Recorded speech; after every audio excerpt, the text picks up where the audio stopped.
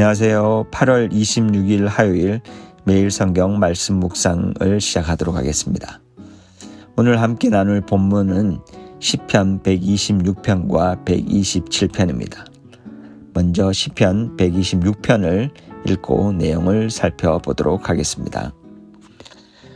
주님께서 시온에서 잡혀간 포로를 시온으로 돌려보내실 때에 우리는 꿈을 꾸는 사람들 같았다. 그때 우리의 입은 웃음으로 가득 찼고 우리의 혀는 찬양의 함성으로 가득 찼다. 그때 다른 나라 백성들도 말하였다.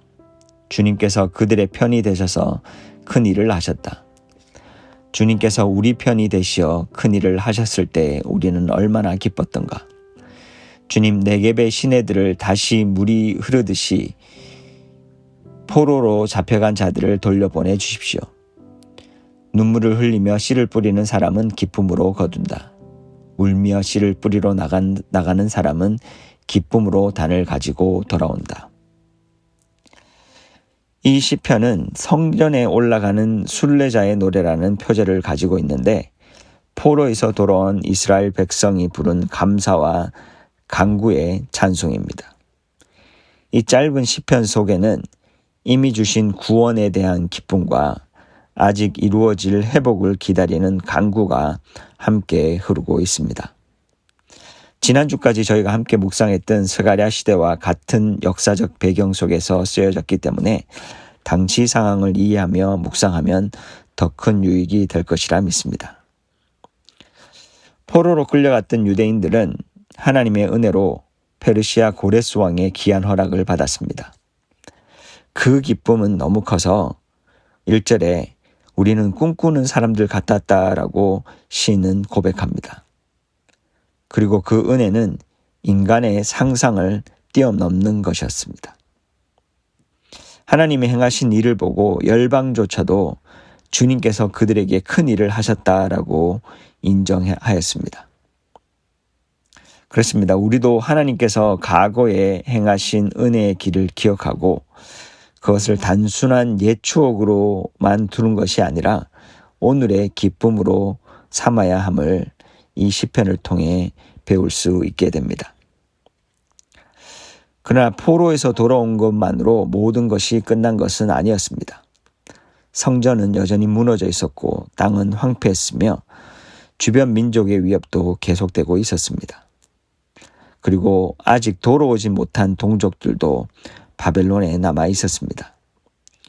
그래서 시인은 4절에 이렇게 기도합니다. 주님, 네겝의 시냇물이 다시 흐르듯이 우리의 포로를 돌려보내 주십시오. 이미 구원을 경험했지만 개인의 삶뿐 아니라 공동체 전체에 대한 완전한 회복을 기다리며 기도하는 모습은 오늘 우리의 신앙과도 같다라는 생각을 합니다.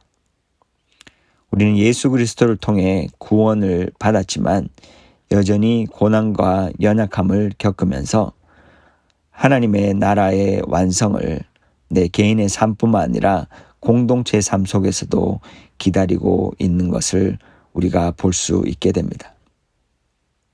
이곳에 언급되는 네겝은 이스라엘 남쪽의 건조한 사막 지역입니다. 평소에는 메마른 땅이지만 비가 내리면 순식간에 시냇물이 흐르기도 합니다. 이는 회복이 인간의 능력이 아니라 전적으로 하나님의 은혜로만 가능하다는 사실을 보여줍니다. 우리의 삶도 네겝처럼 메마를 때가 있지만 생수의 근원이신 그리스도께서 시냇물처럼 갑자기 흘러넘쳐 우리를 소생시키심을 믿고 간구해야 한다는 것을 이 시편을 통해서 배우게 됩니다. 다시 당시 상황으로 돌아가 보면 예루살렘은 폐허였고 땅은 황폐하였습니다. 그래서 씨앗 자체가 귀중한 양식이었는데 그것을 뿌린다라는 것은 눈물 나는 희생과 믿음이 요구되었다라는 것입니다. 그래서 5절에 눈물을 흘리며 씨를 뿌린다라는 것은 고난의 현실 속에서 믿음으로 씨를 심는 행위를 가리키는 것입니다. 예수님도 한 알의 밀이 땅에 떨어져 죽지 않으면 한 알 그대로 있고 죽으면 많은 열매를 맺는다고 요한복음에서 말씀하셨습니다.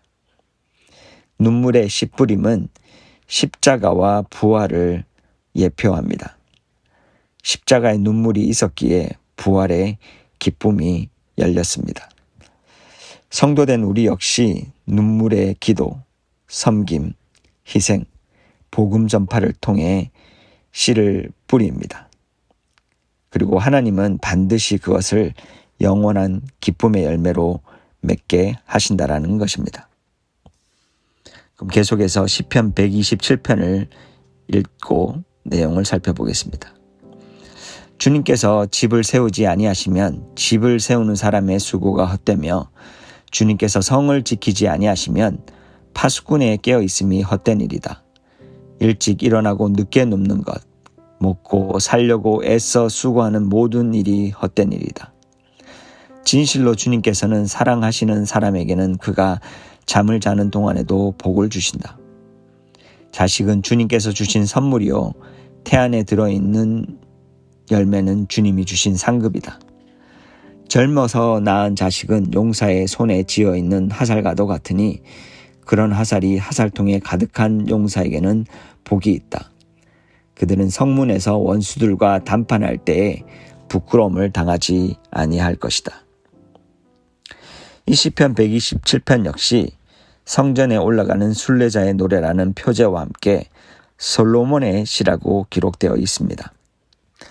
솔로몬은 성전과 왕궁을 건축했고 지혜로 이스라엘의 부흥을 이끌었지만 동시에 욕심과 우상 숭배로 인해 무너진 왕이기도 했습니다.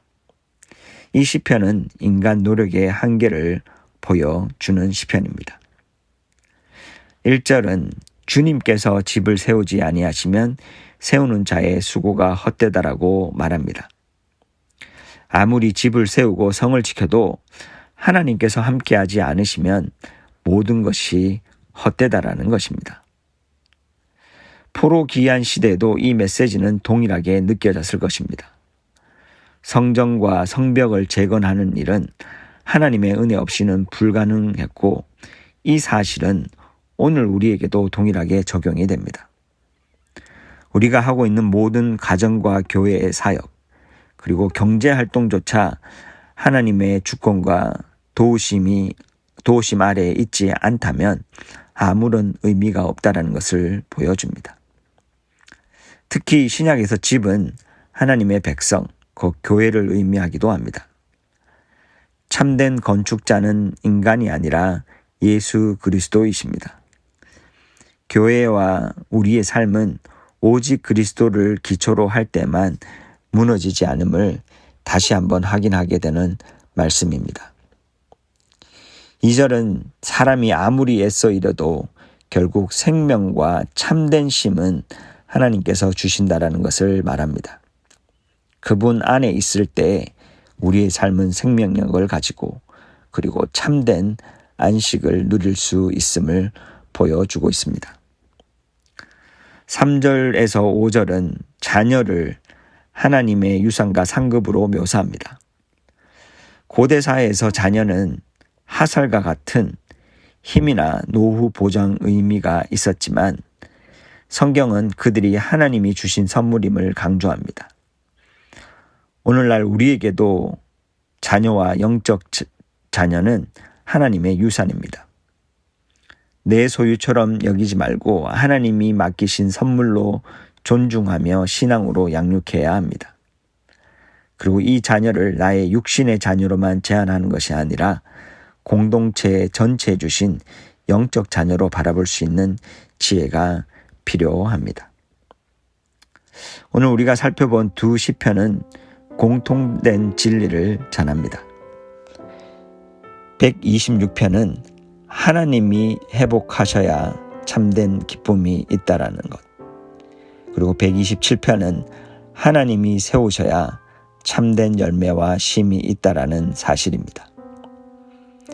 우리의 눈물과 수고가 무의미하다라는 것이 아니라 그것이 하나님의 손에 맡겨질 때 참된 기쁨과 참된 열매가 된다는 사실을 깨닫는 그런 시간이 되기를 간절히 소망합니다. 함께 기도하시겠습니다. 사랑의 하나님, 오늘 시편 126편과 127편 말씀을 통해 우리의 삶을 돌아보게 하시니 감사합니다. 주님께서 회복하셔야 참된 기쁨이 있음을, 그리고 주님께서 세우셔야 열매와 쉼이 있음을 깨닫게 하시니 감사합니다. 우리의 삶과 가정과 교회를 우리의 힘으로만 세우지 않게 하시고 오직 주님의 은혜와 인도하심에 의지하게 하여 주십시오. 눈물로 씨를 뿌릴 때도 낙심하지 않게 하시고 반드시 기쁨의 단을 거둘 수 있다라는 것을 신뢰하며 나아가는 믿음을 허락하여 주십시오. 우리 공동체 전체에 주신 자녀들을 하나님의 귀한 선물로 여기며 믿음으로 양육할 수 있도록 도와주십시오. 오늘도 우리의 수고와 눈물을 주님의 손에 올려드리며 그리고 우리의 모든 삶에 주님께서 세우시고 회복하시고 열매 맺게 하실 것을 믿고 찬양하며 예수 그리스도의 이름으로 기도합니다. 계속해서 공동체 가운데 기도가 필요하신 분들을 위한 중보 기도와 여러분 자신들을 위한 기도를 이어가시도록 하겠습니다.